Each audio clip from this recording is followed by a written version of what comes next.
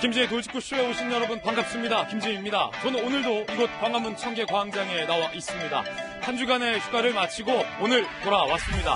한 주 동안 돌직구 시청자분들 정말 많이 보고 싶었습니다. 잘들 지내셨죠? 정의연 측이 위안부 피해 할머니들을 위해서 구입했다라는 그 쉼터가 논란이 되고 있습니다. 특히 살 때 당시에 값이 비싸도 너무 비싸다라는 의견이 나왔습니다. 이에 대해서 정의연 측은 제값 주고 샀다라고 얘기했지만 주변인들, 전문가들의 이야기는 사뭇 다릅니다. 그리고 팔 때도 4년간 안 팔리던 쉼터가 공교롭게도 할머니들의 기자회견 직후에 조용히 팔려서 이것 또한 논란이 되고 있습니다. 무엇이 문제인지 잠시 후에 조목조목 따져보겠습니다. 저는 비가 오나 눈이 오나 매일 아침 이곳에서 여러분을 기다리겠습니다. 김지의 돌직구쇼 지금 라이브로 시작합니다. 잠깐만요.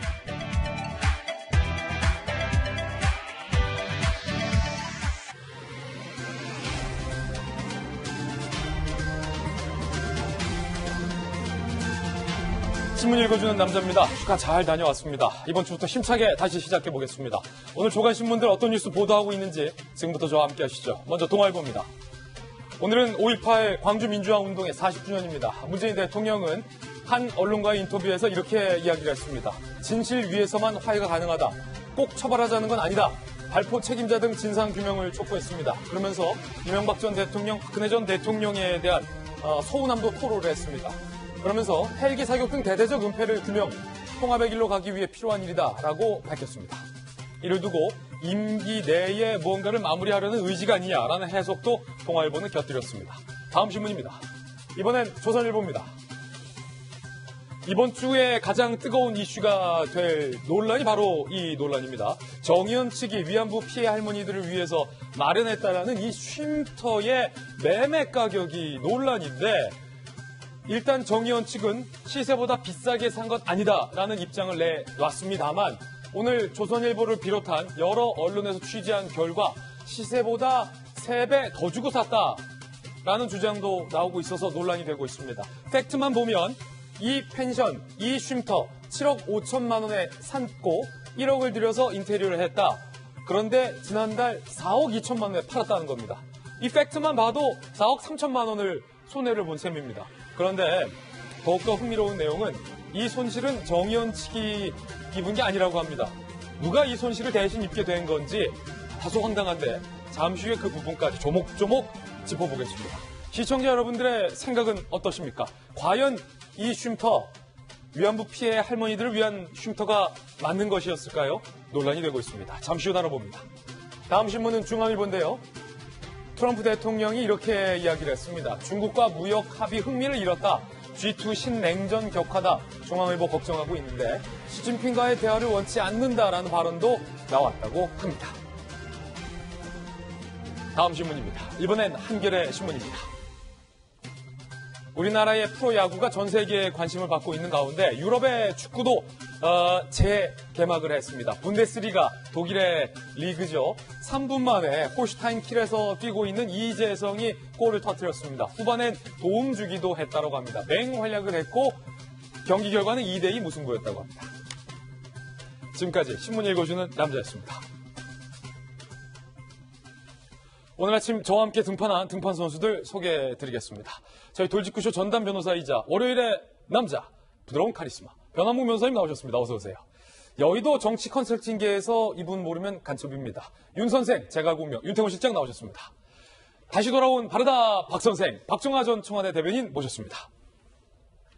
그리고 지난번 민주당 배지를 달고 대구에서 선거를 뛰었던 민주당의 청년 서재현 부대 나왔습니다. 어서 오세요. 그리고 오늘부터 저와 함께 새롭게 여러분들에게 선보일 저희 돌직구쇼의 핵심 역량 인재 한 분을 소개해드리겠습니다.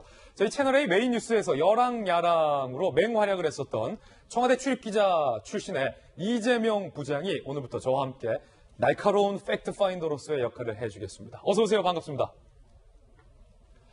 네, 오늘의 키워드도 저희들이 3가지 준비를 했습니다. 어떤 키워드인지 지금 바로 살펴보시죠. 첫 번째 키워드는요, 40주년, 5.18 광주민주화운동 40주년입니다. 두 번째 키워드는요, 마이너스 3억. 정의연 측이 위안부 피해 할머니를 위해서 샀다는 그 쉼터. 산 가격, 판 가격, 더하기 빼기 해보니까 3억이 손해를 봤습니다. 왜 3억까지 손해를 보면서 팔았을까요? 누구에게 그 쉼터를 산 것이고 누구에게 판 걸까요? 잠시 후에 조목조목 따져봅니다. 세 번째 키워드는요, 인증입니다. 이제부터 노래방 가실 때 휴대폰으로 인증을 해야 할지도 모르겠습니다. 무슨 이야기인지는 잠시 후 공개합니다. 김재도의 직구쇼, 오늘의 톱뉴스로 문을 열겠습니다.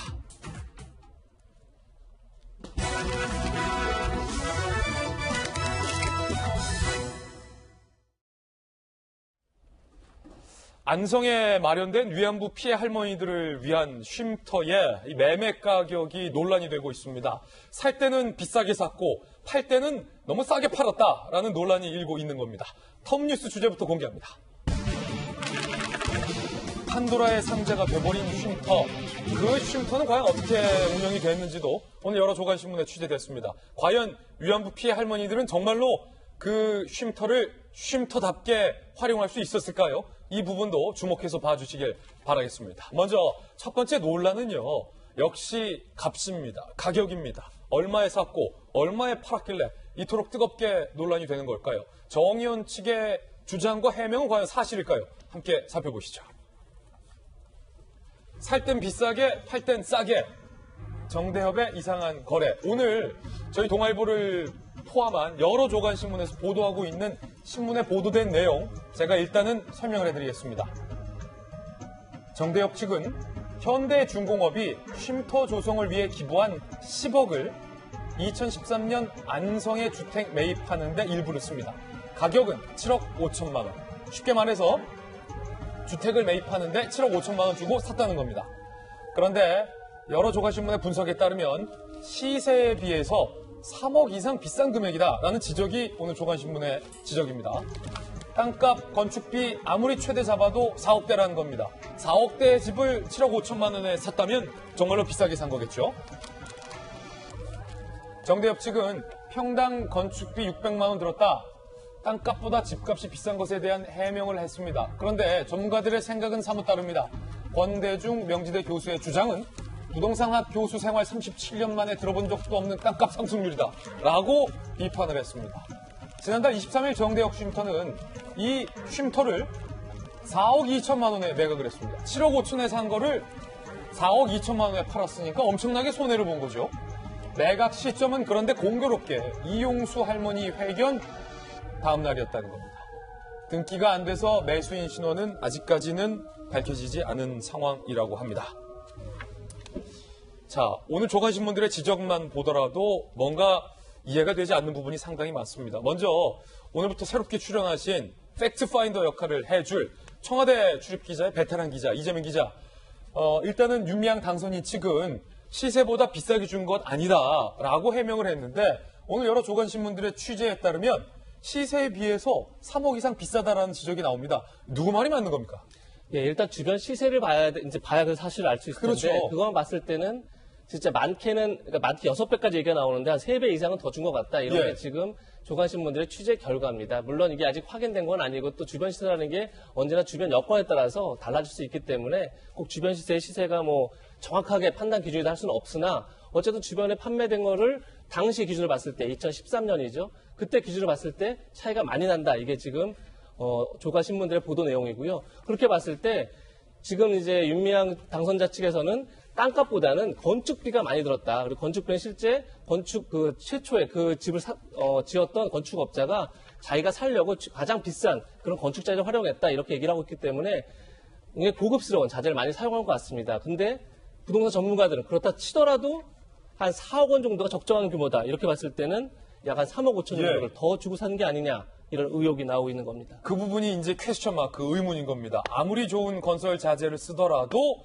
4억 원이면 적절하다라는 게 전문가들의 지적이라는데 왜 3억 5천이나 더 비싸게 주고 그 집을 샀느냐라는 부분인데 또 한 가지 궁금한 게 어찌됐든 최근에 팔았잖아요. 그 시점도 참 공교로운데 이재명 기자. 예. 판 금액이 4억 2천만 원. 3억가량을 손해를 봤는데 이 돈 정대협 돈이 아니라면서요. 그렇죠.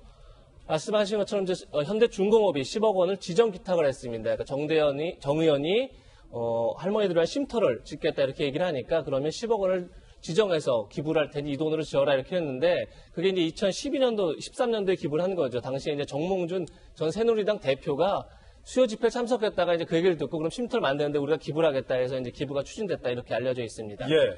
그런데 그 돈을 이제 가지고 샀는데 아까 말씀드린 대로 7억 5천을 주고 매입을 했습니다. 여기에 또 인테리어를 더 추가한다고 해서 1억을 더 들였습니다. 인테리어 비용이 1억이나 돼요? 결국 8억 5천을 이제 8억 5천을 허용했습니다. 그럼 1억 5천이 남겠죠. 10억 예. 원에서. 그건 다시 이제 반납이 됐는데 말씀드린 것처럼 살 때는 3억을 더 주고 샀습니다. 그런데 최근에 팔렸죠. 지난달 23일 날 이것이 매각됐는데 그 당시에는 4억 2천만 원에 매각을 했습니다. 오히려 3억을 더 손해를 보고 판 꼴이 예. 3억 3천 정도를 손해를 보고 4억 정도를 손해를 보고 판 꼴이 됐죠. 그렇다 보니까 결국은 물론 이제 그것이 정 의원 돈은 아니었지만 그리고 정 의원이 자기 돈을 가지고 사고 팔 건 아니었지만 결국 지정자 입장에서는 5억 이상의 굉장히 많은 손실을 본 그런 꼴이 된 그런 상황입니다. 지금. 집을 판 가격은 결국은 다시 사회복지 모금 쪽에 정 의원이 토해냈다고 하는데 그렇다면 그 모금과 그 돈을 기부한 측이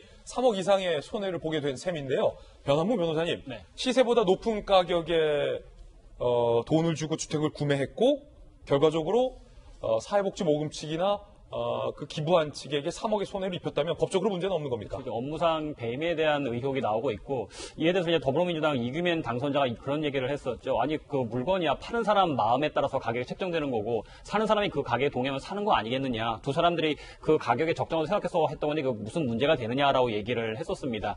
근데 사실 그 사람의 머릿속은 모르겠죠. 정말 정 의원이 그 당시 정대협이 뭐 시세 자체를 전혀 모르거나 아니면 정말 가치 자체를 제대로 평가하지 못한 무능해서 그렇게 무리한 거래를 했었던 것인지 아니면 어떤 다른 의혹이 있었던 것인지는 이제 사실 계좌를 좀 들여다봐야 할 것 같습니다. 이제 수사가 필요한 영역이 돼버렸거든요.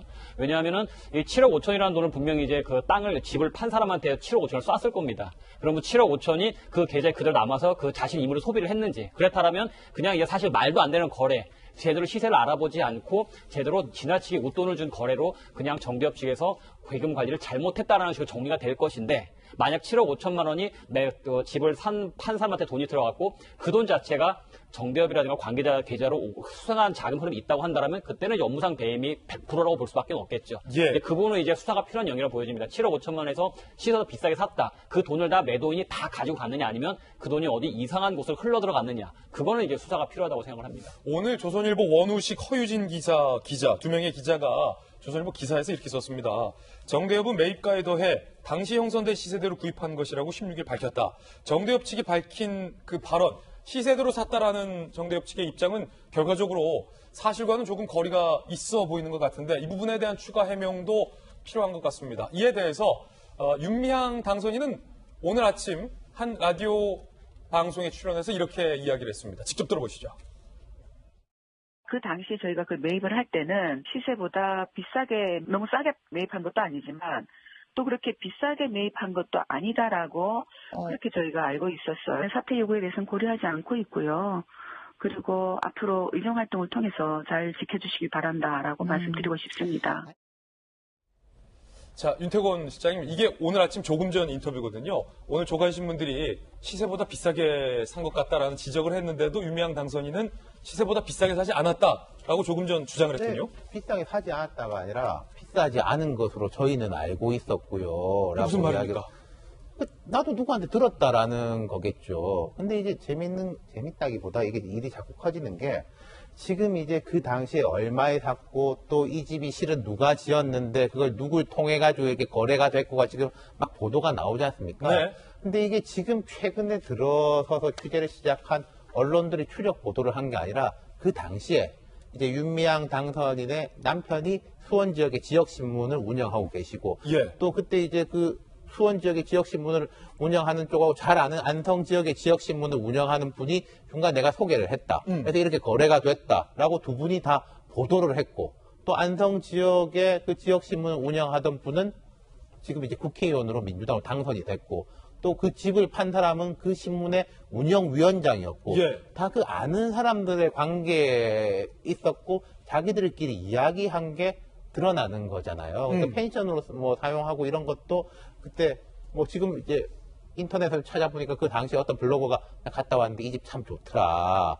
되게 넓어서 우리가 고기도 구워 먹고 즐겁게 놀았다. 펜션으로 썼다고 어떤 블로거가 예, 글을 올린 그리고 거예요? 그 누가 이제 여기 그럼 어떻게 연락해야 됩니까? 라고 여기다 연락하시면 됩니다. 라고 댓글에 남겨놓은 게 윤미향 당선인하고 휴대폰 번호. 예. 이렇게 되니까 이걸 막 말하자면 초기의 프레임이 이런 거였지 않습니까? 보수 언론, 뭐 친일 세력이 예. 사사지 털어가지고 한다. 이렇게 말하기가 어려워진 거죠. 그러니까 윤미향 당선인도 처음에 이제 강력하게 이렇게 반격을 했던 것보다는 좀 해명 쪽으로 가는 것 같고 앞으로 이 일이 쉽지가 않을 것 같아요. 지금 정의원에서 유일하게 사과 비슷하게 한 것이 윤미향 당선인의 아버지가 관리인으로 있으면서 급여를 받았다.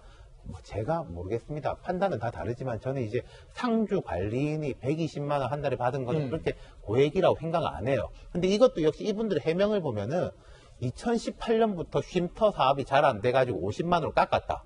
이건 그러니까 큰 돈을 안 받았다라는 식의 해명인데 근데 이 이야기를 보면은 2018년부터 쉼터 사업이 잘 안 됐다? 그럼 그 전에는 사업이 잘 됐다라는 뜻인가? 쉼터 사업이라는 게 뭐지? 쉼터 사업이 쉼터 뭐냐? 사업을 통해 가지고 그러면은 돈을 이렇게 남겨가지고 거기서 이제 월급도 주고 뭐 이랬다라는 뜻인가? 예. 이게 뭘 말을 하면 할수록 자꾸 꼬이는 형국이에요. 예, 여러 가지 논란이 있었는데 첫 번째 논란은 왜 이렇게 비싸게 샀느냐라는 의혹과 논란에 대해서 짚어봤고 아는 사람끼리 집을 주고 팔았다라는 논란에 대해서도 잠시 후에 전해드리겠습니다. 두 번째 논란은요, 이 쉼터가 정말 위안부 피해 할머니들을 위해서 정말 쉼터로 쓰였느냐? 방금 윤태곤 실장이 문제 제기해 주셨던 그 부분의 논란과 관련된 이야기 해볼 텐데 먼저 이용수 할머니의 이야기부터 들어보시죠. 근데 내가 속이는데 내가 이제 더 이상 내가 속을 거다. 이 위안부 문제 해결하고 갔으면 뭐를 하든 간에 나는 상관없어요. 30년을 같이 있겠는데 이거는 아니다. 해결하고 가야 되잖아. 요즘에는 내가 지금 사는 게 아니고 진짜 죽게 하면 더 힘들어요. 내가 왜 성노예입니까? 그 더러운 성노예를 하지 말라고 대목하면 내가 어떻게도 이 많은 인간들이 굳이 나는 성노예라고 이제는 그거 역사관 앞에다가 붙여놨어요. 이용수 할머니의 발언이었습니다. 과연 그 쉼터가 할머니들 위해서 쓰였냐? 할머니들 없는 위안부 피해 할머니 쉼터. 한국일보의 보도에 따르면요, 오늘 한국일보 기사 내용 소개해드립니다. 2013년 11월에 개소식 당시에 피해자 할머니 4명이 참석했는데 실제 쉼터에 머문 할머니는 그 4분 중에는 없다.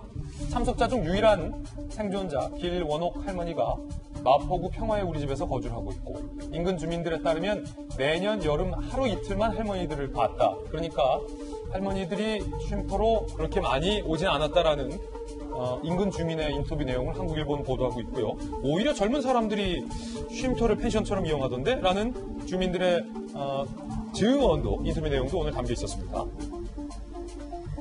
위안부 피해자 관련 활동가 A씨는요, 언론 보도 보고 안성에 쉼터가 있다는 걸 알았다. 고 김복동 할머니가 미국에 왔을 때 이런 집에서 살고 싶다고 했는데 김 할머니는 개소식 때만 동원되고 실제 이용은 못한 것 같다라고 주장을 했습니다.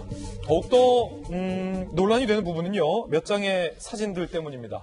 이 쉼터에서 정의원 측이 이른바 술과 일본 과자들을 차려놓고 일종의 행사를 했다는 겁니다.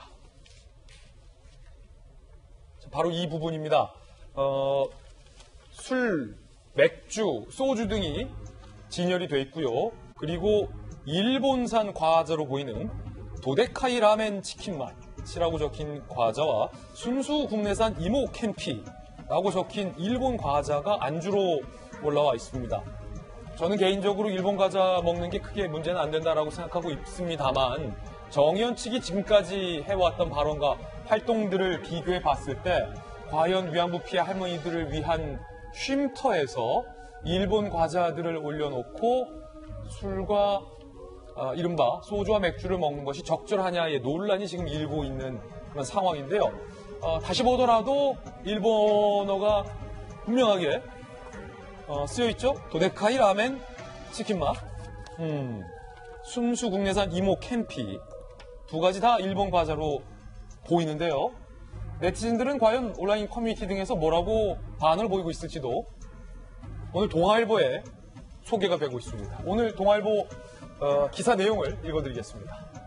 온라인 커뮤니티에 누리꾼들은 피할머니 쉼터에서 활동가들이 술판을 벌이는 게 말이 되느냐, 최소한 거기서는 일본 과자와 술은 먹으면 안 되는 건 아니냐라는 내용이 오늘 동아일보 기사에 보도되고 있는 상황입니다. 박정아 대변인, 네.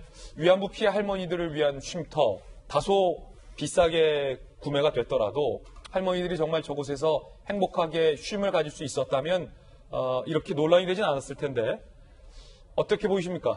일본 과자들. 우리가 이제 아무리 이제 비판을 하더라도 그 위안부 피해 할머니들의 그 고통을 전 세계적으로 알렸다는 이 정의원이 했던 업적에 대해서는 훼손을 시키면 안 돼요. 근데 국민들이 제일 힘들어하는 부분은 뭐냐면 그렇게 만들기 위해서 한 푼 한 푼 모았던 돈들이 혹여 잘못 쓰였을 수도 있다라는 지금 의혹들이 많이 생기고 나니까 그런 허탈감을 갖고 있는 거 아니에요? 언제라도 빨리라도 저는 윤미향 당선인이 이를 해소를 해야 된다고 생각하는데, 좀 전에 저희가 화면 보였지만 저 사진은 윤미향 당선인이 SNS에 본인이 올렸던 사진입니다. 그렇군요. 2016년 정의원이 저 쉼터에서 워크숍을 합니다. 워크숍을 하면서 맥주와 저런 과자를 놓고 했는데 과연 이게 맞는 건가라고 우리 네티즌들은 얘기하고 있어요. 윤미향 당선인은 이번 총선은 한일전이다 라고 주장을 했고요. 예. 2017년에는 언제쯤 우리는 식민지에서 해방될까? 이런 글을 올렸단 말이에요. 2017년은 본인의 그 SNS에 언제쯤 우리는 식민지에서 해방될까? 이런 글을 올렸습니다. 그렇게 하고는 2016년에는 알게 모르게, 저는 저게 뭐 의식적으로 일본 과자를 갖다 놨다고는 생각지 않아요. 무의식적으로 갖다 놨을 개연성이 더 높아요. 그러니까 더더욱 문제가 된다고 저는 생각해요. 평소의 삶에서는 나는 손등 까만색입니다 이렇게 표현하고 다니면서 실상은 하얀색이었던 거예요. 그게 서로 다른 거에 대해서 국민들은 혼돈하고 있는 거거든요. 이 건에 대해서는 빨리 해명이 필요하다고 보여집니다. 예. 앞서 봤던 한국일보 보도에 의하면 당시에 이미 마포와 경기도 광주에 비슷한 유사한 쉼터가 있었다는 거예요.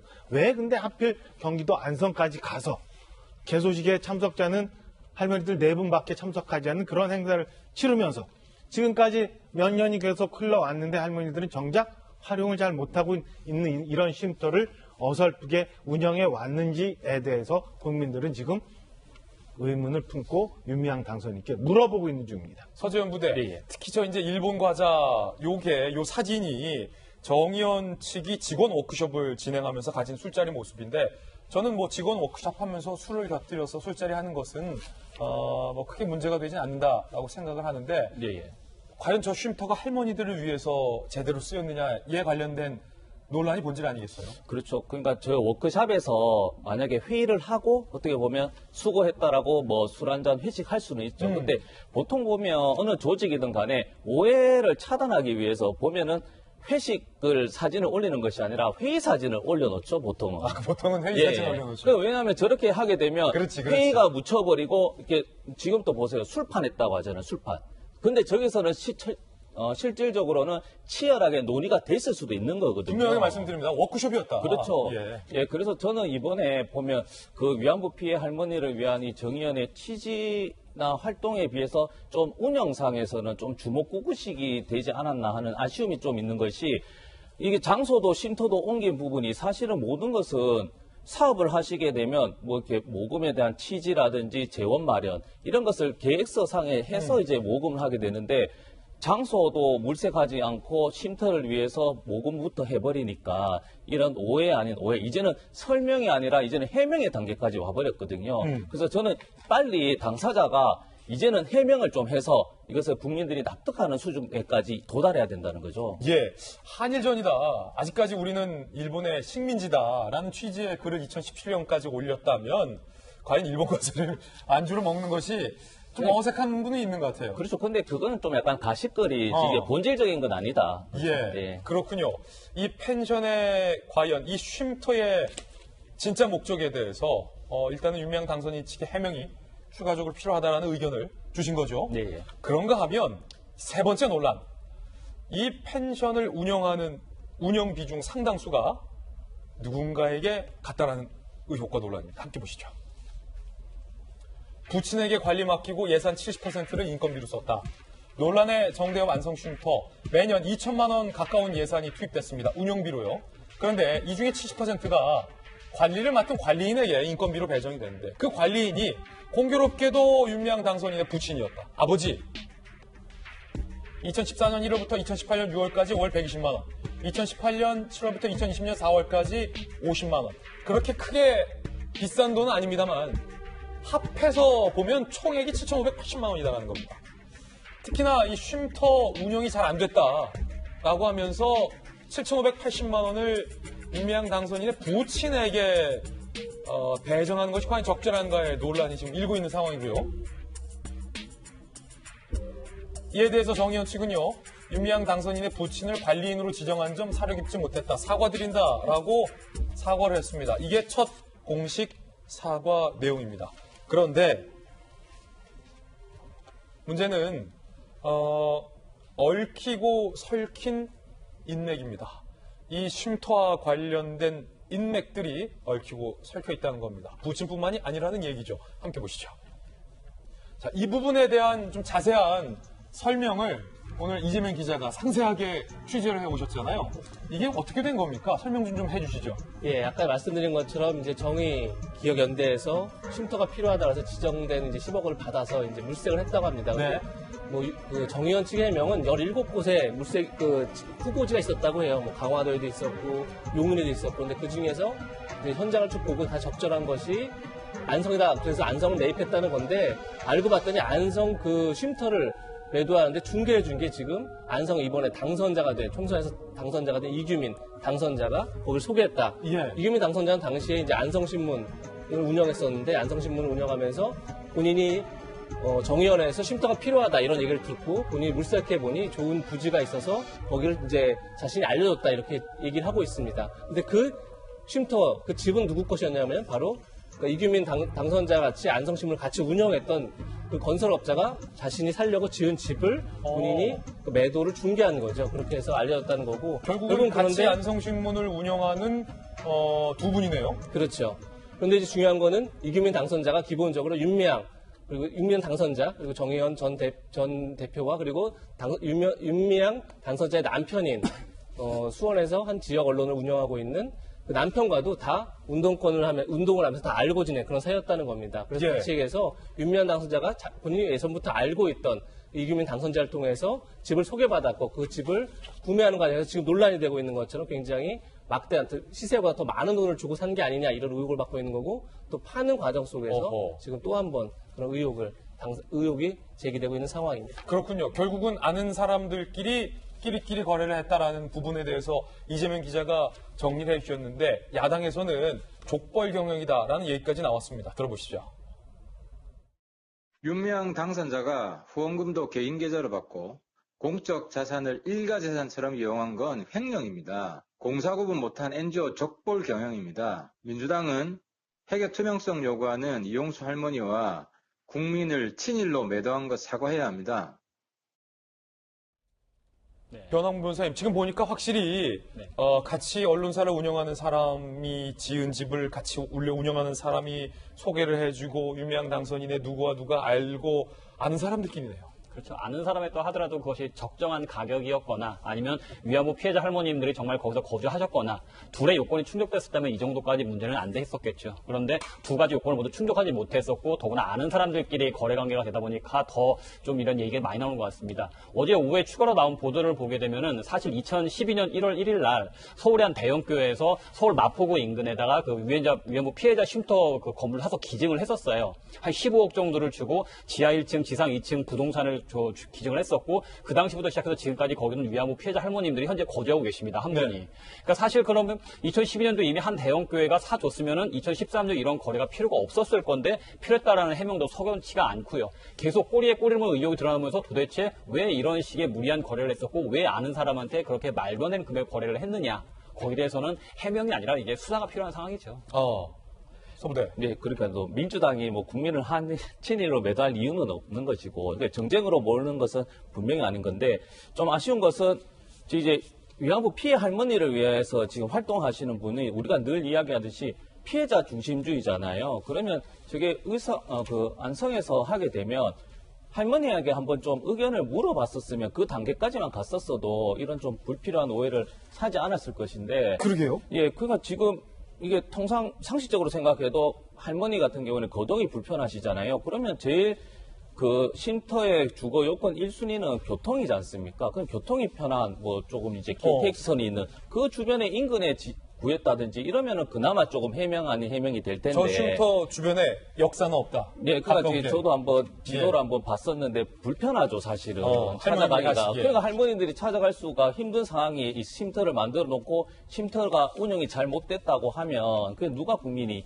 이해하겠냐는 거죠. 예. 저게 안성 시내에서 버스가 한 번 다니는데 그 한 번 버스를 타고도 500m 정도의 오르막을 올라가야 저 쉼터에 도착할 수 있다는 거예요. 그러니까 할머니들이 과연 그걸 어떻게 쓸 수 있었느냐라는 의문들이 생기는 거고, 사실은 지금 서부대 말씀 주셨지만 아쉬운 거는 2004년도에 이미 고인이 되신 신미자 할머니라는 분이 있는데 그 할머니가 이용수 할머니가 이번 건을 촉발시킨 이용수 할머니가 기자회견 했던 내용과 비슷한 식으로 성명을 발표했어요. 그때 당시 우리가 앵벌이냐라는 표현까지 써가면서 이런 식의 얘기를 했는데 그때부터 지금까지도 이게 고쳐지지 않고 여지껏 왔었다는 게 가장 큰 문제 같아요. 예.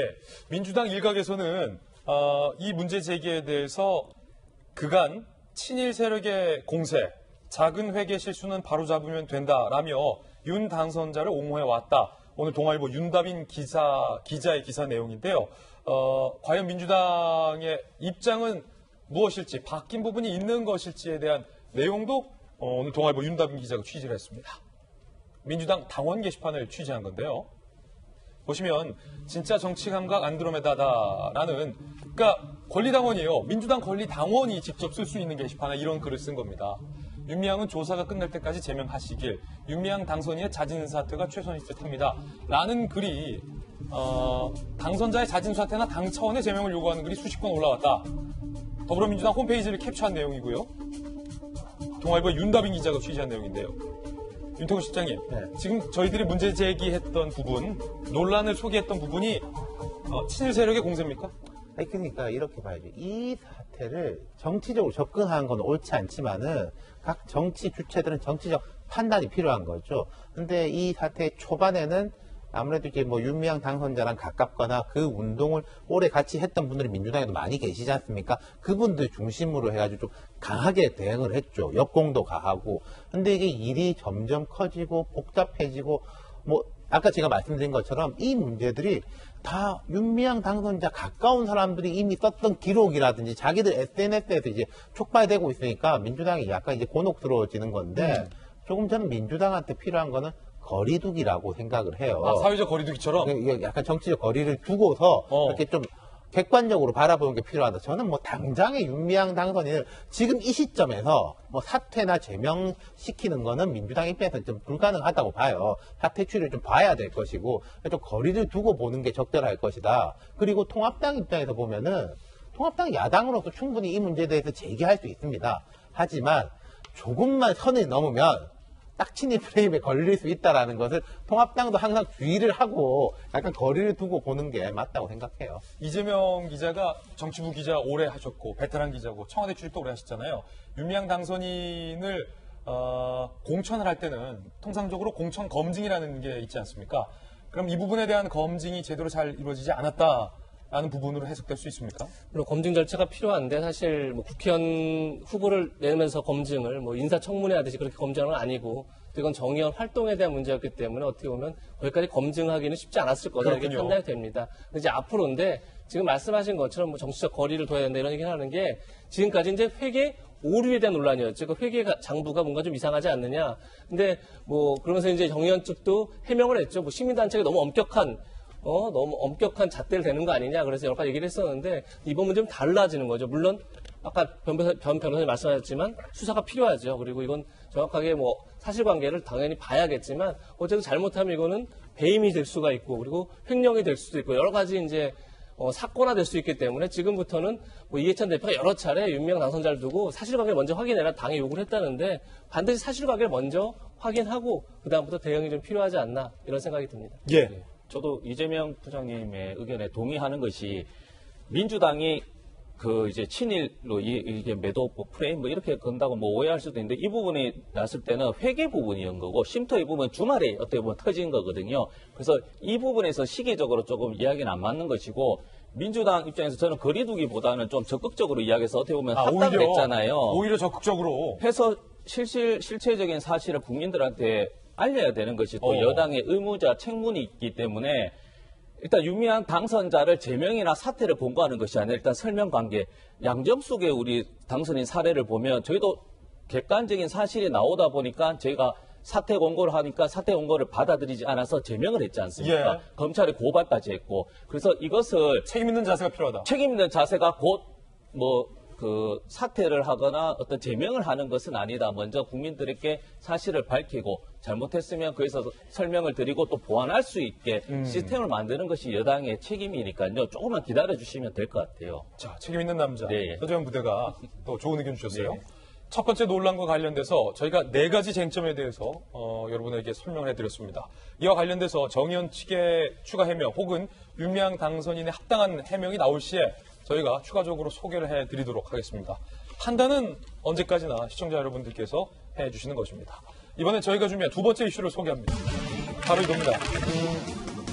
잠잠해지던 코로나19 확진 상황이 이태원발 확진과 겹치면서 많은 국민들이 불안해하고 있습니다. 그래서 그 부분과 관련된 내용도 오늘 준비를 했습니다. 폭증은 없다지만 클럽발 N차 감염, 이른바 N차 감염이 속출하고 있다는 지적이 오늘 나왔습니다. 자, 이 시기에 그러니까 제가 저희 채널의 메인 뉴스에 김진희 간다를 통해서 대한민국 언론 중에서 제일 먼저 문제 제기했어요. 클럽. 제가 직접 가봤어요. 헌팅 포차 직접 가봤어요. 하는 길에 코인 노래방 문제까지 도시구쇼에서 제기했습니다. 우려했던 게 드러난 겁니다. 안타깝습니다. 그래서 더욱. 폭증 없다지만 클럽발 N차 감염 속출. 이태원 클럽발 4차 감염 2건 비상. 모두 노래방 통해 감염됐다. 15일 확진 판정. 서울구치소 교도관은요. 이태원 클럽 방문 확진자의 지인 B씨 2차 감염. B씨는 보건부에 가왕 코인 노래 연습장을 방문했군요. 가왕. 다른 방 이용자 2명도 3차 감염이 됐고요. 2명 중 1명과 지인 결혼식에 참석한 교도관이 4차 감염. 상당히 좀 복잡하죠. 그러니까 잘 보세요. 이태원 클럽 방문자 지인이 2차 감염이 됐고 그 지인이 코인 노래 연습장을 가서 다른 방 이용자 2명에게 3차 감염을 시켰고 그 2명 중 3차 감염된 2명 중 1명과 결혼식에 참석한 교도관이 4차 감염이 됐다. 그러니까 교도관은 클럽을 간 게 아닙니다. 이 오해가 있을 수 있어서 정확히 교도관은 클럽을 가지도 않았고 교도관은 코인 노래방을 가지도 않았어요. 그냥 결혼식장만 간 것뿐이에요. 그런데 클럽을 갔던 분에게 옮은 분을 통해 옮은 분의 노래방을 가서 그분을 통해서 감염이 된 게 이번 사례인 겁니다. 그래서 이게 무서운 겁니다. N차 감염. 또 하나의 사례. 이것도 좀 복잡한데 자세히 보시죠. 17일 확진된 노원구 거주하는 직장 동료의 딸. 일단 이거부터가 좀 복잡하죠. 직장 동료의 딸. 이태원 클럽 방문 확진자가 4일 관악구 별별 코인 노래방을 방문합니다. 3분 차이로 해당 노래방을 이용한 사람이 2차 감염이 됩니다. 그러니까 클럽 확진자가 이번엔 직접 코인 노래방을 간 거예요. 그리고 코인 노래방 이용자가 3분 차이로 2차 감염이 됐고 그 코인 노래방 이용자와 같은 직장에 다녔던 직장 동료가 3차 감염이 된 겁니다. 그리고 그 직장 동료의 딸이 4차 감염이 된 사례가 나온 겁니다. 상당히 복잡하죠. 질병관리본부는 복도로 방한 공기가 확산돼 전파됐을 가능성이 있다. N차 전파 확진자가 계속 생겨날 수도 있다라고 경고를 하고 있는 상황입니다. 윤태구 씨가 뭐라고요? 노래방은 복도도 좁지 않습니까? 맞아, 좁아요. 코인 노래방 같은 경우에. 그러니까 이제 밖에 다니면서 기침을 했을 수도 있는 것 같아요. 그렇게 되는 게 차라리 다행이지. 예컨대 에어로졸 전파라든지 공기 전파라면 더 심각한 거 아니겠습니까? 제가 물론 다행이라고 하는 거는 만약에 그렇다 하더라도 경로가 그렇게 밝혀지는 게 낫겠다는 뜻이고요. 그렇죠. 그렇다면 이 시점 되면 박정화 대변인께서 청와대에 계시잖아요. 이게 물론 그 사회적 거리두기, 생활적 거리두기로 좀 한 단계 낮아졌지만 국민들이 물론 다 잘 조심하고 계시지만 이 코인 노래방과 클럽에 대해서 뭔가 조치가 있어야 되는 거 아닌가? 일단은 정부에서는 다 아시는 것처럼 사회적 거리두기를 계속하면서 밀집 지역에 대해서는 모이지 않게 하는 행정명령을 내리고 있잖아요. 생활 속 거리두기? 생활 속 거리두기 하면서. 그러니까 지금 현재 어제 그저께는 과거 대구 신천지처럼 뭐 폭발적인 증가세는 보이지 않고 하루에 5명, 6명 정도밖에 이제 확진자가 발생하지 않아서 질본에서도 다소 안심하는 상황이고 대통령도 이에 대해서 이제 과거 같은 일은 없을 거다라는 좀 말씀을 하셨는데 저는 질본이나 어떤 행정 당국에서 코인 노래방이나 아니면 이렇게 혹여 번질 수 있는 클럽 같은 데에 예. 지금까지 있는 행정 조치 외에 일단은 우리가 겪고 있는 국민들이 먼저 사회적 의식을 가지고 이용을 안 하거나 아니면 조심하거나 하는 게 제일 중요한 것 같아요. 그러니까 제발 부탁드려요. 제가 취재 다 했잖아요. 예. 그러니까 지금 이 시간에도 헌팅 포차에 젊은이들이 북적거려요. 저도 텔레비전 통해서 헌팅할 때가 아니에요, 지금. 그냥 줄을 서가지고 가서 들어가 있고 그 안에 들어가면은 거의 그냥 해방구처럼 움직이고 있더라고요. 그러니까 어떤 식의 행정명령을 하든 어떻게 대책을 세우던 우리 스스로가 먼저 우리 국민들 먼저가 예. 조심하고 이에 대해서 행동수칙을 스스로 만들어서 지키지 않으면 언제 어디서 또다시 이런 일이 벌어질지 모르니까 저는 각자 개인들이 완전히 코로나가 종식될 때까지 좀 그런 걸 먼저 좀 지켜줬으면 하는 바람이 좀 있습니다. 이게 참 고민이에요. 변함부 변호사님. 사실은 이 코인 노래방 하시는 분들이 대기업에서 코인 노래방 이렇게 하는 게 아니라 뭐 자영업자들이에요. 뭐 회사 일찍 그만두시고 퇴직금 모아서 코인 노래방 운영하시고 동네에서 작게 노래방 하다가 장사 안 돼서 코인 노래방을 바꾸고 이분들 생계가 달린 문제이기 때문에 아마 정부에서 좀 고민이 있을 것 같아요. 그런데 이 노래방이라는 특성상 마스크 쓰고 또 노래할 수는 없잖아요. 어떻게 해야 됩니까, 이 문제는? 그래서 여러 가지로 방문자 명부를 허위로 못 쓰게 해서 디지털 방문자 명부를 만들겠다, 핸드폰으로 인증하고 들어가겠다라고 하게 되면 사실 영업은 안 되겠죠. 근데 어쩔 수 없는 것 같아요. 이런 상황에서 비상시국에서. 3분 차이로 조금 전에 감염됐잖아요. 그렇다고 해서 손님 나가자마자 또 방역을 기대하는 것도 좀 쉽지는 않은 상황인 것 같고. 근데 그렇다고 하더라도 일단은 전 국민의 생존이 우선되기 때문에 이런 필요할 수밖에 없지 않나라는 생각이 들고요. 휴대폰 방문 인증제 같은 것도 실험을 해봐야 되는데 다만 이제 개인정보 유출에 대한 우려는 있기 때문에 우리가 경당에서 후보자 경선할 때 안심번호를 쓰듯이 안심번호로 처리가 되게 하고 2주가 지나면 자동적으로 삭제되게 한다든가 하는 식으로 최소한 개인정보 유출의 우려는 좀 줄이는 식으로 한번 해보고 그다음 그런 소상공인에 대해서는 다른 정책적인 지원을 통해서 조금 이거를 풀어나갈 수 있는 방법을 마련을 하든가 해봐야지 않을까 싶네요. 오늘 동아일보에 한 가지 좀 대안이 되지 않을까라는 아이디어가 하나 보도되고 있는데요. 그 내용 함께 보시죠. 지금 클럽과 노래방을 통해서 2차, 3차, 4차까지 확진이 되고 있기 때문에 그렇다고 노래방 문을 다 닫게 할 수는 없는 것이고 자기 마이크를 전 국민이 들고 다닐 수도 없는 노릇이잖아요. 이런 방법은 어떨까? 동아일보를 포함해서 특히 성동구에서 아이디어를 냈어요. 좋은 아이디어 같아요. 일단은 노래방 입장 시 지금 사진에 보시는 것처럼 휴대폰 인증. 뭐냐면 버스에 버스카드 띡 찍잖아요. 성인입니다. 한 명입니다. 찍듯이 그냥 띡 찍고 들어가면은 휴대폰으로 인증이 된다는 겁니다. 이태원 클럽 사건 때 우리가 그 허위 명부 파문 때문에 얼마나 고생을 많이 했습니까? 성동구에서 노래방, PC방 등 불특정 다수 이용업소 전국 최초 휴대폰 NFC 칩 인증 상당히 복잡한데 그냥 휴대폰 찍으면 본인이 인증된다는 겁니다. 디지털 방문자 명부 시범을 도입할 예정인데 논란이 있습니다. 사생활 노출 거부감 논란이 일부 있다는 겁니다. 그러니까 아니 내가 자유대한민국에서 노래방을 가든 헌팅 클럽을 가든 나의 동선이 구청에서 알고 있다? 이에 대한 좀 사생활 노출 거부감에 대한 논란도 현재 일고 있는 그런 상황인데 이재명 부장 혹시 노래방 좀 가십니까? 최근에 가본 지 진짜 오래됐죠, 사실. 마지막에 저랑 한번 가보고 코로나 이전에 그 뒤로 안 갔던 거잖아요. 예. 지금 사생활 노출에 대한 걱정도 분명 좀 공감은 돼요. 분명히 있죠. 예, 그런 노출에 대한 거부감이 있고 늘 지금 이 코로나 사태 방역할 때마다 늘 논란이 사생활 보호냐 아니면 어디까지가 사생활이 굉장히 노출되는 상황 속에서 어디까지 보호하고 어디는 방역을 위해서 불가피하게 정부가 알아야 되느냐 이 논란이 굉장히 지금 계속 이어져 오고 있는 거죠. 근데 반면 생각해 보면 저희가 긴급 재난지원금 받는데도 굉장히 개인정보 많이 넣게 돼 있습니다. 그렇군요. 하지만 누구 하나 거부를 하지 않습니다. 그건 돈 주니까. 바로 이제 돈이 나오니까요.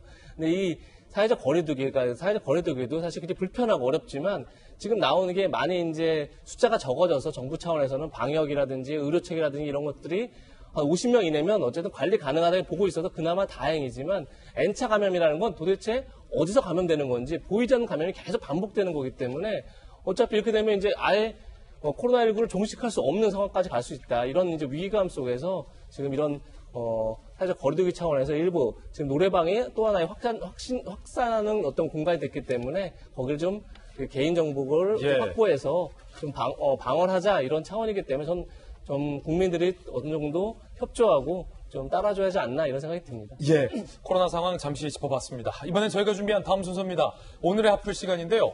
오고돈 전 시장이 드디어 관사에서 짐을 뺐다는 소식도 담겨 있는 것 같습니다. 핫플 3인방 만나보시죠. 경비원을 폭행해 숨지게 했다는 의혹을 받고 있는 한 입주민이 첫 번째 핫플이고요. 숨진 경비원이 음성 파일을 녹음했다. 이른바 오디오 유서를 남겼다. 라는 한 매체의 보도가 있었습니다. 그 음성 유서 내용 일부를 저희도 전달을 받았는데 잠시 후 한번 들어보겠습니다. 두 번째는 오거돈 전 시장. 관사에서 짐을 뺐다는데 과연 나왔을까요?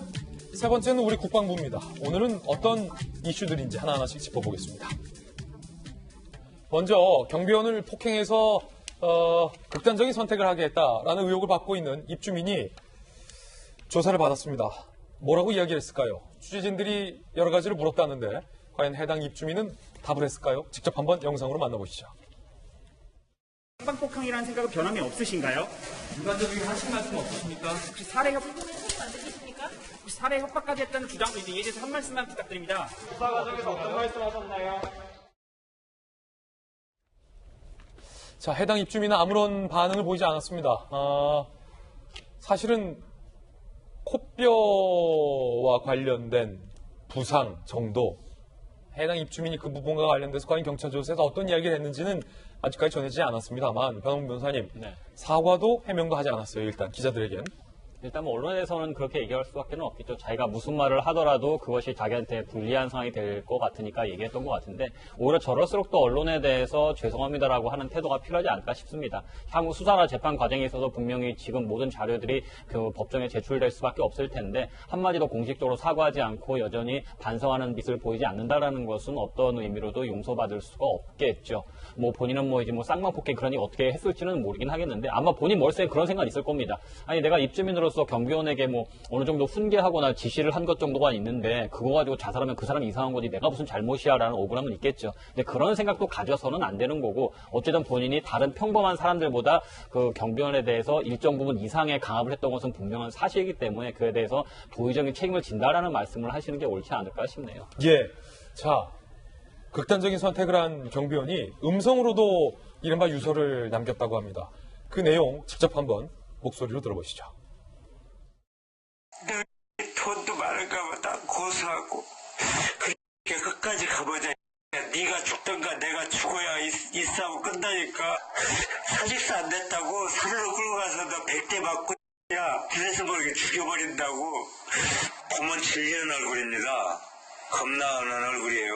저같이 마음이 선한 사람이 얼마나 공포에 떨었겠습니까? 정말 싫어하는 사람한테 다시 안 당하도록 경비가 억울한 일이 안 당하도록 제발 도와주세요. 강력히 처벌해주세요. 소장.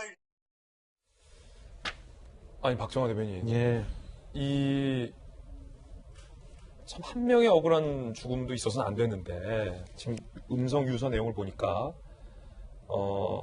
사직서를 안 냈다고 해당 경비원이 산에 가서 100대 맞자. 그래서 보면 죽여버린다라고 해당 입주민이 이른바 협박을 했다라고 숨진 경비원분이 음성으로 남긴 거고요. 고문을 즐기는 얼굴이었다. 겁이 나는 얼굴이었다. 라고 울먹이면서 음성유서를 남긴 겁니다. 물론 경찰의 진상에 대한 조사는 있어야 하겠습니다만 고인이 숨지기 직전에 남겼던 음성유서인 만큼 만약에 이 내용이 사실이라면 좀 상상조차 하기 힘든 내용이에요. 어떻게 산으로 가서.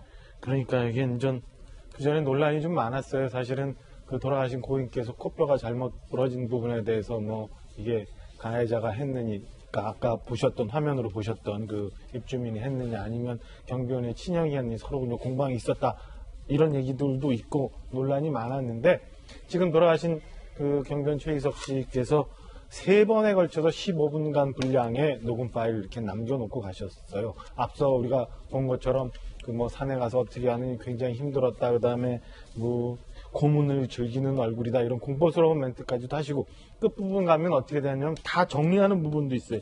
누구누구 엄마 도와줘서 고마워요. 아니면 누구누구 슈퍼의 누님, 그 다음에 몇 호에 사시는 누구 이렇게 고맙습니다. 이런 말까지 다 정리해 놓은 걸 보면 저는 뭐 경찰 수사가 더 계속 진행이 돼야 되지만 그래도 이렇게까지 정리를 해놓으면은 돌아가신 우리 최희석 씨께서 상당히 많은 부분 본인의 심경을 정리해 놓은 거라고 보여집니다. 다시는 이런 일이 없었으면 하는 생각이 바람이 있고요.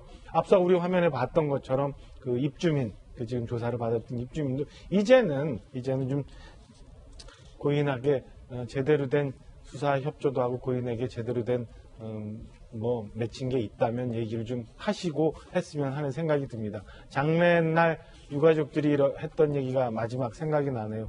우리 장례 안 치러서 조금 기다렸다. 다만 가해자라고 지칭되는 저 사람이 와서 미안하다는 소리 한마디 듣고 가려고 여태 기다렸다는 얘기가 다시 한번 떠오릅니다. 근데 끝내 그 가해자는 그런 얘기 안 하셨고 장례식에 나타나지 않았었던 걸로 알려지고 있습니다. 예, 안타까운 대목입니다. 이 부분과 관련된 진상조사가 하루빨리 이루어져야 될 것 같습니다.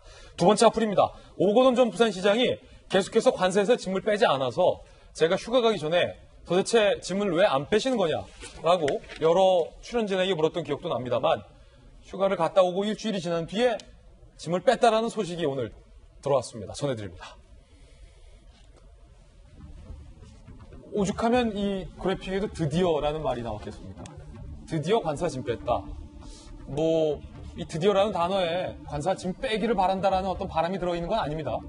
계속해서 안 빼서 왜 안 빼느냐라는 정당한 궁금증이 있었고 그 궁금증에 대한 답이 드디어 나왔다라는 부분이라는 것 말씀드리고요. 그제 오거돈 전 부산시장 사퇴 23일 만에 관사짐을 정리했습니다. 딸을 보내 1톤 트럭에 이삿짐을 실었다라고 하고요. 해운대 아파트 자택으로 짐을 옮겼다고 합니다. 버리고 갔다라는 논란이 된 반려견 2마리는 동물보호단체로 결국 갔다라고 하는군요. 윤태구 시장님. 네. 관사에서 짐을 이렇게 늦게 빼면 안 되는 거죠? 안 되죠. 절대 안 되죠. 아직 경우는 다르지만 박근혜 전 대통령 그 탄핵당했을 때 뭐 며칠 있다가 나가면 안 되냐, 그러니까 바로 나가라고 해가지고. 조국 전 장관이 그랬잖아요. 뭐 조국 전 장관 때문에 나갔겠습니까만 밤에 이제 짐 빼가지고 나갔잖아요. 저는 이렇게 봐요.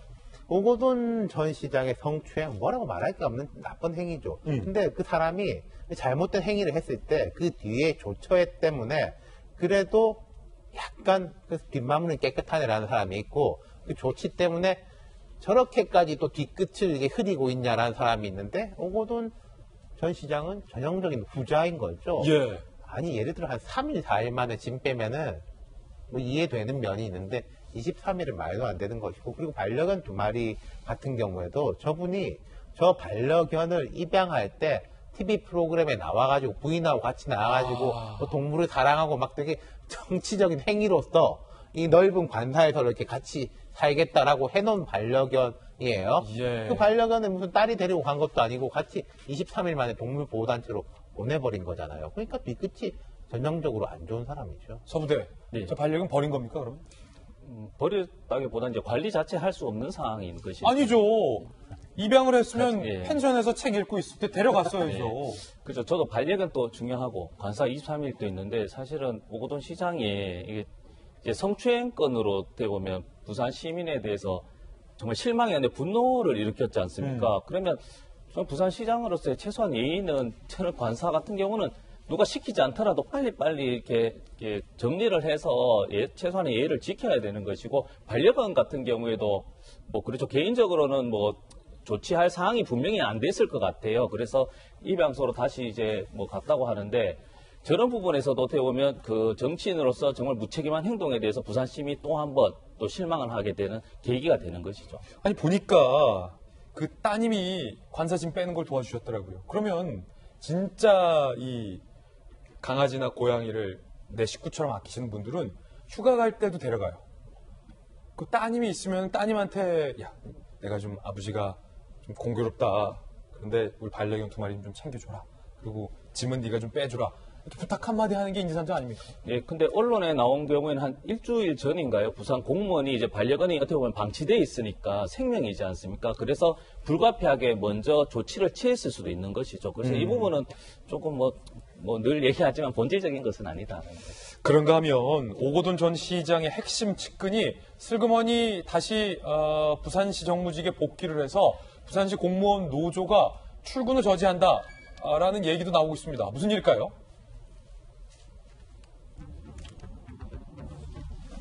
지난달 28일 오거돈 전 부산시장 사퇴 닷새 뒤에 보좌관 A씨가 함께 사직서를 제출했고요. 성추행 피해자를 만나서 공증 등 사퇴 수습의 역할을 했던 보좌관으로 알려져 있습니다. 부산광역시는 사직서를 수리하지 않았고 최근에 사직 의사를 철회한 후에 업무에 복귀를 하겠다라고 밝혔습니다.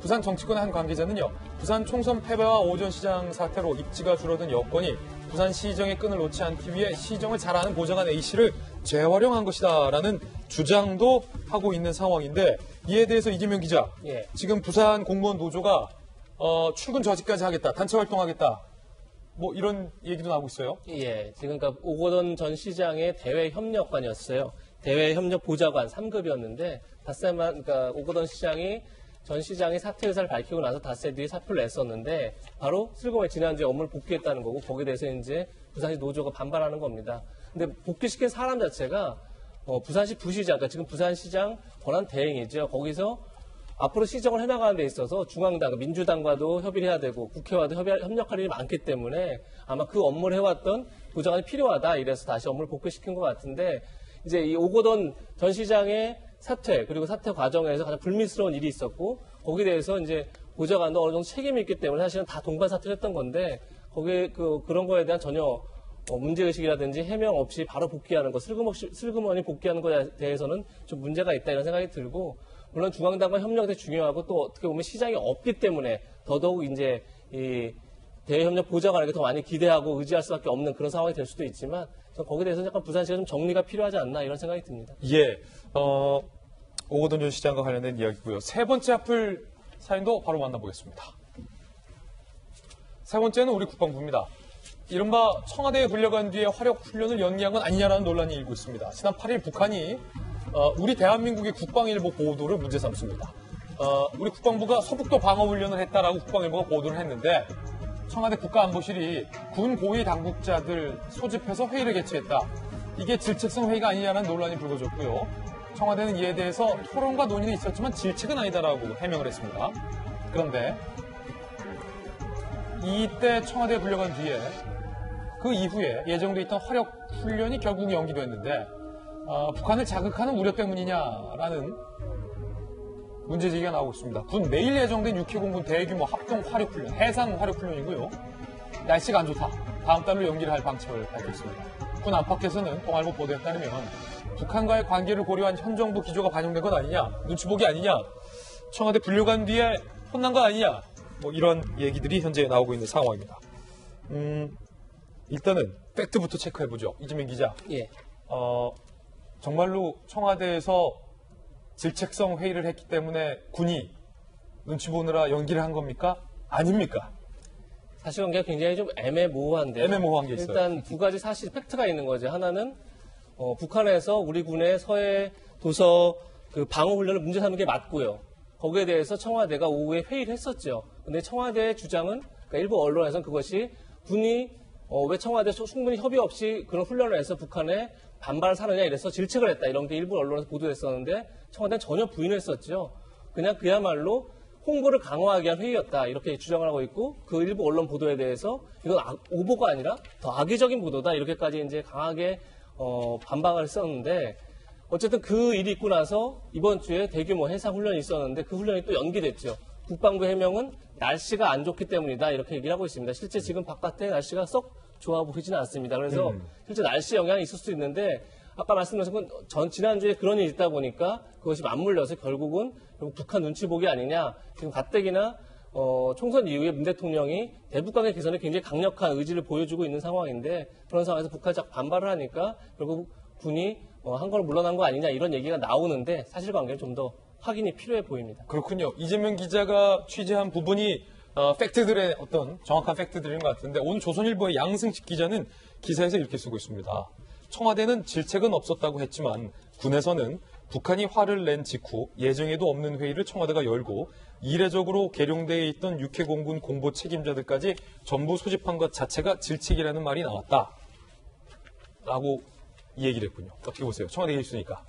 이재명 부장께서는 지금 애매모호하다고 표현을 했는데 저는 충분히 그 동아일보와 조선일보가 이런 의혹을 제기할 수밖에 없는 상황이라고 보여집니다. 우선 지금 우리가 북한이 문제가 삼았다는 서해안 서북 훈련에 대해서는 2017년, 18년도는 대대적으로 오히려 국방부에서 홍보한 훈련이었어요. 그리고 내일 날씨가 이상하다고는 합니다만 이 이전에 어떤 일이 있었냐면 우리 한 일주일 전쯤에 북한에서 GP 이게 오발인지 아닌지 모르겠습니다만 오발 관련해서 청와대가 또 이상하게 발표를 좀 애매모호하게 하라라는 지침이 있었다라는 확인되지 않은 보도가 또 한 번 있었고요. 예. 작년 가면은 우리 목선 기억하시죠? 삼척항에 들어온 목선에 대해서 목선이 삼척항에 입항을 했다라는 표현을 삼척항 인근에 어떻게 해서 확인이 됐다라는 표현으로 해라라고 이것도 여전히 지금까지 분명하게 확인된 거로 저는 아직 보도는 보지 못했습니다만 여러 가지 국방부에서 일어나는 일들에 대해서 청와대가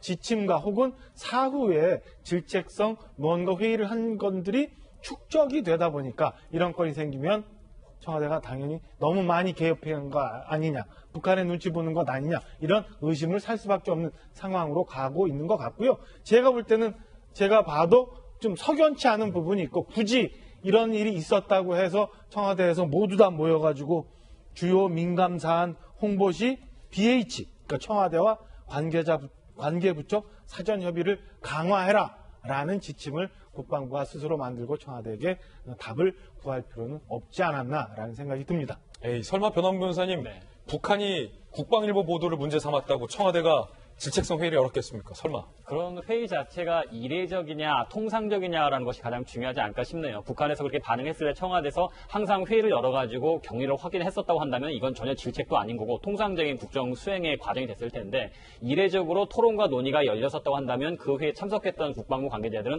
질책으로 받아들일 수밖에 없을 것 같습니다. 그러다 보니까 밑에서 앞으로는 청와대와 협의를 하기 위해서 이런 지침을 만들자라고 얘기를 할 수밖에 없었겠고요. 그럼 청와대에서 대놓고 국방부 관계자들한테 왜 그런 식의 보도를 했느냐고 질책하지 않았더라도 받는 사람 입장에서는 무지하게 혼나고 왔다라고 느끼겠죠. 그게 우리가 북한 눈치 보기라고 얘기를 하는 거고요. 근데 이제 청와대 대변인이 또 적극적으로 해명 아닌 설명을 했잖아요. 예. 그러니까 이번에는 이제 통상적인 회의였고 육해공에서 공보 관계자 와가지고 질책 자체도 없었다라는 거고 지금 말씀하셨지만 우리가 단정을 하는 게 추측을 하는 거잖아요. 그리고 또 확인되지 않은 보도, 이게 굉장히 무서운 것 같아요. 특히 안보 분야에 있어서는. 그래서 정말 언론 입장에서 취재를 하게 되면 군 관계 참석하신 분이 수백 명이 아니잖아요. 한 10명 내외면 이분들한테 전화 인터뷰로 해서 실질적으로 질책이 있었나 확인하면 하면 되는 것이지 이것을 우리가 또 북한의 눈치 보기 또 회의를 불려왔다는 식으로 하는 건 저는 안보 문제에서는 적절하지 않다고 봐요. 저는. 이게 예. 토론과 논의냐 질책이냐는 받아들이는 사람하고 말하는 사람에 따라 다를 수 있는 표현인데 저는 그럼 여기서 핵심은 이건 것.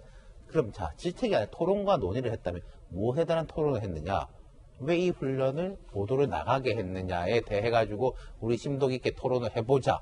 예컨대 훈련에 대해 가지고는요 두 가지 방향성이 있어요. 이 훈련을 적극적으로 홍보를 해가지고 상대가 알게 하기 위한 훈련이 있고 약간 쉬쉬하면서 우리의 역량만 강화하기 위한 훈련이 있어요.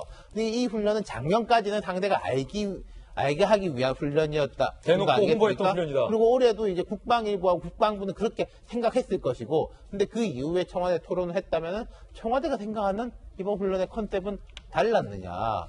그게 그 이야기를 하는 게 좀 더 생산적이겠죠. 네. 지금 이 훈련과 관련해서 서북도서 육해공군 합동 화력 훈련인데 이게 지난번 훈련 때까지만 하더라도 국방일보 등에 굉장히 공개적으로 했었던 훈련입니다. 예컨대 북한이 동해상에서 무력 도발을 일으킨 상황을 가정해서 우리 군이 어떻게 대응을 하느냐. 이른바 한국판 강철비로 불리는 다연장 로켓까지 동원하는 대규모 훈련인데 갑자기 비공개로 전환이 된 부분, 그 부분과 관련돼서도 초기에 군사 전문 기자 등을 통해서 왜 갑자기 이번에는 비공개로 돌리느냐라는 의문이 제기됐던 터였잖아요. 예, 물론 그러니까 지금 여러 가지 의문 제기들이 있었는데 그러니까 과연 이게 토론이냐 질책이냐 말씀하신 게 딱 맞는 것 같습니다. 그러니까 말하는 사람은 이건 토론이냐 생각하지만 받는 입장에서는 갑자기 오라고 그랬는데 자, 앞으로는 우리랑 협의해라라고 하는 얘기 자체를 질책을 느낄 수도 있는 거죠. 그렇게 굉장히 애매한 부분이 있는 것 같은데 또 아까 말씀하신 것처럼 외교 안보 현안에 있어서 뭔가 좀 너무 단정적으로 가서는 안 된다 이런 것도 분명히 존재하는 것 같습니다. 그런데 더 중요한 건 국방 이슈가 자꾸 정권의 판단에 따라서 아까 얘기한 것처럼 어떨 때는 굉장히 대규모 홍보를 하고 어떨 때는 쉬쉬해서 모르게 되고 이런 식으로 오락가락 한다는 것 자체도 문제가 분명히 있는 거죠. 그러니까 물론 북한을 우리는 이제 맞대어 있고 거기에 대해서 어떤 사인을 줄 것이냐 이것이 앞으로 외교 현안에서 굉장히 중요하기 때문에 그런 점들을 고려해야겠지만 지금 국방부가 굉장히 정권에 어떻게 휘둘린다? 뭐 이런 표현들이 자꾸 나오는 것 자체가 어떻게 보면 우리 외교 안보를 해나가는 데 있어서 별로 좋은 사인은 아니다 이런 생각도 분명히 듭니다. 그래서 지금 이번에도 지금까지 개최 이전에는 굉장히 공개적으로 훈련했었고 또 그것을 대대적으로 홍보했었는데 이번엔 전혀 다른 방향으로 갔다면 거기서 설명이 좀 필요하지 않을까 이런 생각도 듭니다. 예, 원래 이 훈련이 제가 알기로 제가 국방부 출입기자 출신이잖아요. 강원도 고성. 왜냐면 지난 선거에서 강원도 원주였잖아요. 이게 원래 북한과 인접해 있는 강원도에서 훈련하던 건데 이번에는 왜 밑으로 내려왔습니까? 그게 재작년에 있었던 9.19 남북 군사 합의 때문에 이렇게 된 거예요. 그 말씀하신 것처럼 그 강원도 고성 송지호라는 곳에서 이 훈련이 있었는데 우리 기억하시는 것처럼 9.19 남북 군사 훈련을 통해서 그 분계에서 우리 휴전선을 통해서 남북 30km인가요? 50km 내에 뭐 훈련을 못하게 하는 그런 합의가 있었잖아요. 그래서 그 송지호가 그 지역 내에 해당이 되기 때문에 울진의 죽변으로 이동을 해서 변경이 돼서 많이 내려왔네요. 굉장히 많이 내려왔죠. 그래서 거기서 훈련을 하기로 되어 있었는데 마침 그마저도 이제 연기가 된 상황인 거죠. 4달에 연기된 훈련을 재개할 때 이거를 지금까지 해왔던 것처럼 공개적으로 하느냐 아니면 언론 모르게 하느냐 이 부분을 지켜보면 좀 역추적을 할 수 있습니까? 이 진실에 대해서? 진실에 대해서 역추적할 수 있는 충분한 근거가 되는데 저는 모르게 훈련이 끝나지 않을까라고 추정을 해봅니다. 예, 요것은 그냥 개인적인 박정화 대변인의 개인적 견해군요. 자, 오늘의 합불까지 전해드렸습니다. 다음 소식은요. 오늘이 5.18 광주민주화운동 40주년입니다. 문재인 대통령도 잠시 후에 현장에서 기념사를 할 것으로 보이는데요. 일단 현장의 중계 화면 지금 들어오고 있는데 중계 화면부터 전해드리겠습니다. 현장으로 가보시죠.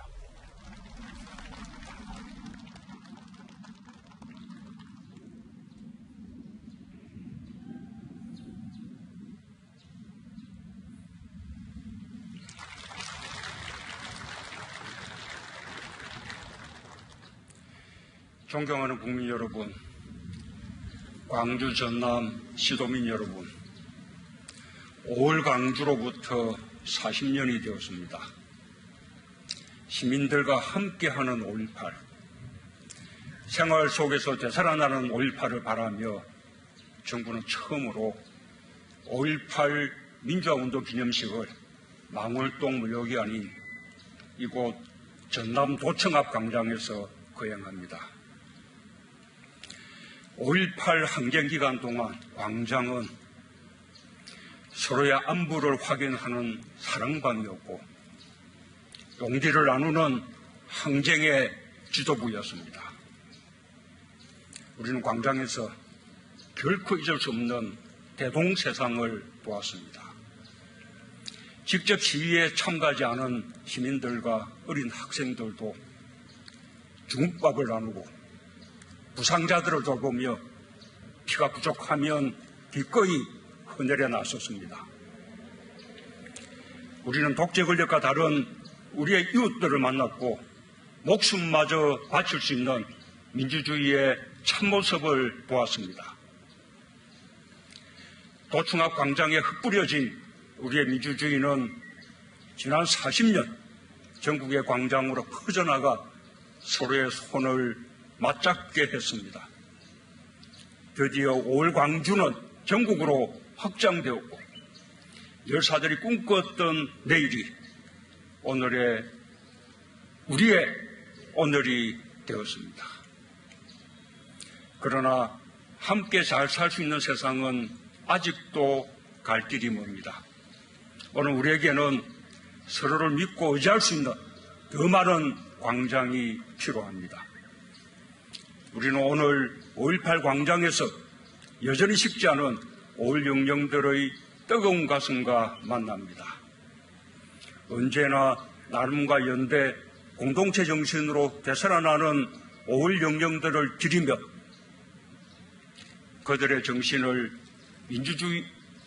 민주주의의 약속으로 지켜온 유공자, 유가족들께 깊은 위로와 존경의 마음을 바칩니다.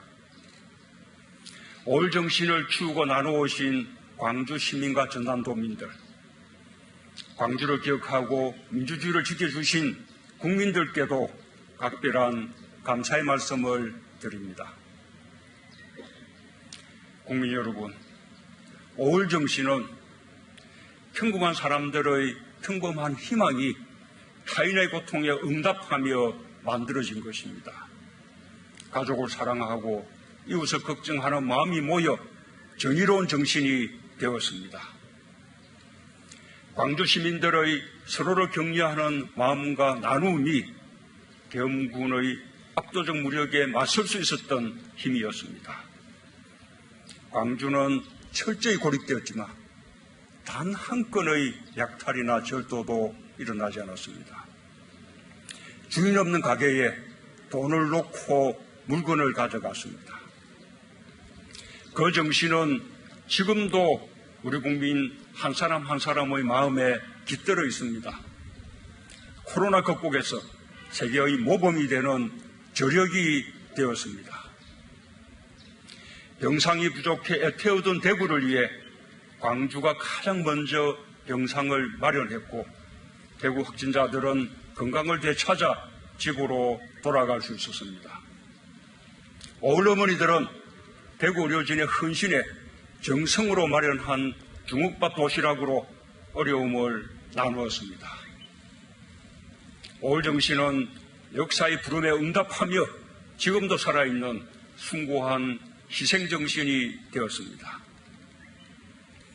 1980년 5월 27일 새벽 대원군의 총칼에 이곳 전남도청에서 쓰러져간 시민들은 남은 이들이 더 나은 세상을 열어갈 것이라 믿었습니다. 오늘의 패배가 내일의 승리가 될 것이라 확신했습니다. 산자들은 죽은 자들의 부름에 응답하며 민주주의를 실천했습니다. 광주의 진실을 알리는 것이 민주화운동이 되었고 5.18은 대한민국 민주주의의 위대한 역사가 되었습니다. 나라면 그날 도청에 남을 수 있었을까? 그 대답이 무엇이든 스스로에게 물어보는 시간을 가졌다면 우리는 그날의 희생자들에게 응답한 것입니다. 사람이 사람끼리 서로 공감하며 아픔을 나누고 희망을 만들어내듯 우리는 진실한 역사와 공감하며 더 강한 용기를 얻고 더 큰 희망을 만들어냈습니다. 그것이 오늘의 우리 국민입니다. 5.16 정신은 더 널리 공감되어야 하고 세대와 세대를 이어 거듭 새롭게 태어나야 합니다. 한 청년이 말했습니다. 5.18에 대해 말할 수 있는 자격이 따로 있다면 그것은 아직 5.18 정신이 만개하지 않았다는 것입니다. 5.18을 겪지 않은 세대가 태어나고 자라 한 가정의 부모가 되고 우리 사회의 주축이 되었습니다. 그날 광주에 있지 않았던 사람들도 나름의 방식으로 함께 광주를 겪었습니다. 그렇습니다. 5.16 정신은 누구의 것도 아닌 우리 모두의 것입니다. 5.16 정신은 이 시대를 살아가는 우리들과 미래를 열어가는 청년들에게 용기의 원천으로 끊임없이 재발견될 때 비로소 살아있는 정신이라 할 수 있습니다. 5.16 정신이 우리 마음에 살아있을 때 5.18의 진실도 끊임없이 발굴될 것입니다. 5월 정신을 나누는 행사들이 5.18 민주화운동 40년을 맞아 전국에서 펼쳐지고 있습니다. 어려운 시기 의미 있는 행사를 진행하고 계신 모든 분들께 진심으로 감사드립니다. 저와 정부도 5월 정신이 우리 모두의 자부심이 되고 미래 세대의 마음과 삶을 더 풍요롭게 할 수 있도록 언제나 함께할 것입니다. 서로 돕고 나눌 수 있을 때 위기는 기회가 됩니다. 위기는 언제나 약한 사람들에게 더욱 가혹합니다. 우리의 연대가 우리 사회 가장 약한 사람들에게까지 미치고 그들이 일어날 수 있을 때 위기를 극복하는 우리의 힘도 더 강해질 것입니다. 오늘 경과보고와 다짐을 낭독해 준 차경태, 김윤희님과 같은 미래세대가 정의롭고 공정한 세상에서 자신의 꿈을 마음껏 펼칠 수 있도록 우리 사회의 연대의 힘을 더 키워가겠습니다. 국민 여러분, 광주 시민들은 아픔을 넘어서는 긍지로 5.18의 명예를 소중히 지켜왔습니다. 광주 밖에서도 수많은 이들이 광주의 고통에 눈 감지 않고 광주의 진실을 세상에 알렸습니다. 정부도 5.18의 진상규명에 최선을 다하겠습니다. 지난 5월 12일 본격적으로 활동을 시작한 5.18 진상규명조사위원회가 남겨진 진실을 낱낱이 밝힐 수 있도록 지원을 아끼지 않겠습니다.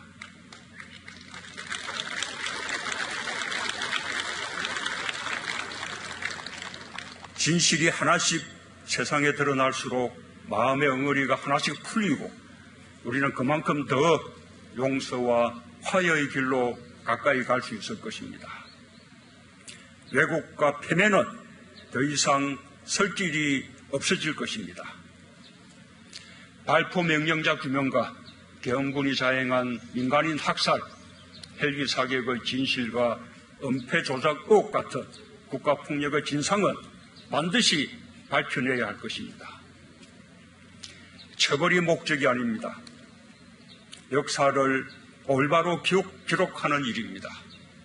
이제라도 용기를 내어 진실을 고백한다면 오히려 용서와 화해의 길이 열릴 것입니다. 5.18 형방불명자 소재를 파악하고 추가 희생자의 명예회복과 배보상에 있어서도 단 한 명도 억울함이 없도록 하겠습니다.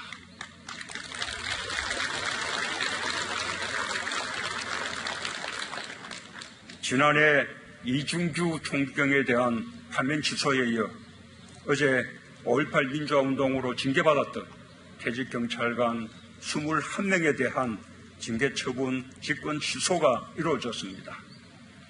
경찰관뿐만 아니라 군인, 해직기자 같은 다양한 희생자들의 명예회복을 위해서도 노력하겠습니다.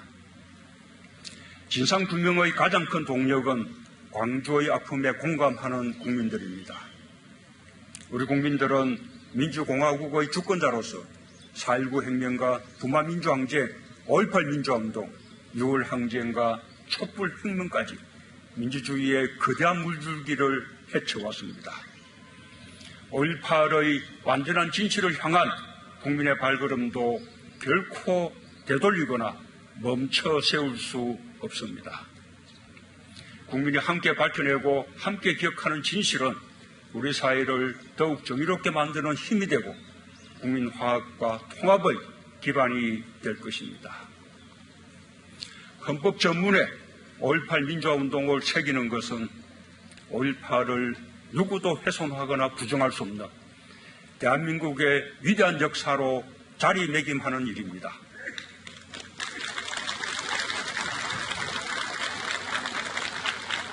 (2018년) 저는 5.18 민주이념의 개성을 담은 개헌안을 발의한 바 있습니다. 언젠가 개헌이 이루어진다면 그 뜻을 살려가기를 희망합니다. 5.18 민주화운동 기념일을 지방 공휴일로 지정한 광주시의 결정이 매우 뜻깊습니다. 5월 정시는 도청과 광장에서 끊임없이 되살아날 것입니다. 전남도청의 충실한 복원을 통해 광주의 아픔과 정의로운 항쟁의 가치를 역사에 길이 남길 수 있도록 정부도 적극 지원하겠습니다.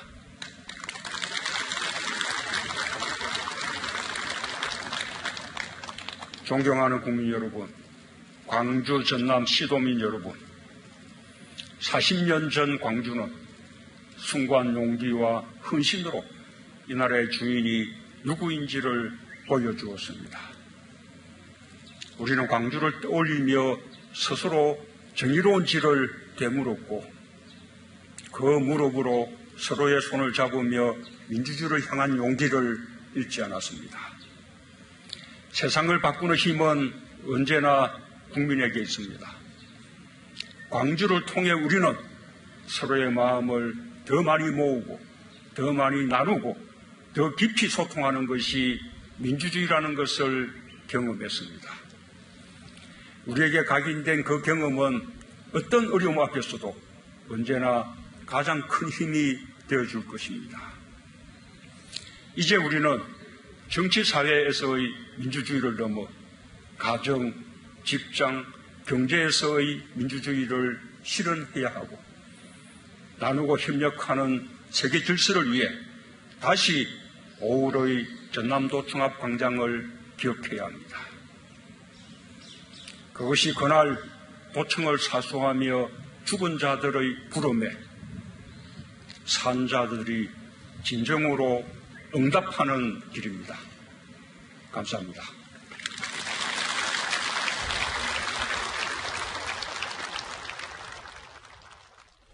네, 문재인 대통령의 5.18 광주 민주화운동 기념사 듣고 오셨습니다. 저희들은 60초 광고 후에 다시 돌아오겠습니다. 잠시 후에 뵙죠. 네, 지난 한 주간은 제가 휴가로 인해서 저희 돌직구쇼의 2사 말루 인터넷 라이브 방송을 하지 못했는데 오늘 다시 휴가 마치고 돌아왔으니 오늘도 풍성한 2사 말루 준비되어 있습니다. 지금 저희 인터넷 라이브 방송 2사 말루에 들어와 주시기 바라겠습니다. 앞서 본방에서 미처 다 이야기하지 못했던 이른바 윤미향 당선인이 구입했다라는 그 쉼터와 관련된 수많은 의혹과 관련해서 논란과 관련해서 속 시원하게 이야기해 보겠습니다. 오늘은 우리 박정아 파라더 박 선생과 또 변환봉, 봉이야 두 분께서 함께 라방해 주시겠습니다. 지금 돌아와 주시기 바랍니다. 저희들은 내일 아침 9시 15분에 더욱더 풍성한 뉴스 들고 인사드리겠습니다. 오늘 하루는 분명 어제보다 나을 겁니다. 좋은 하루 되십시오. 고맙습니다.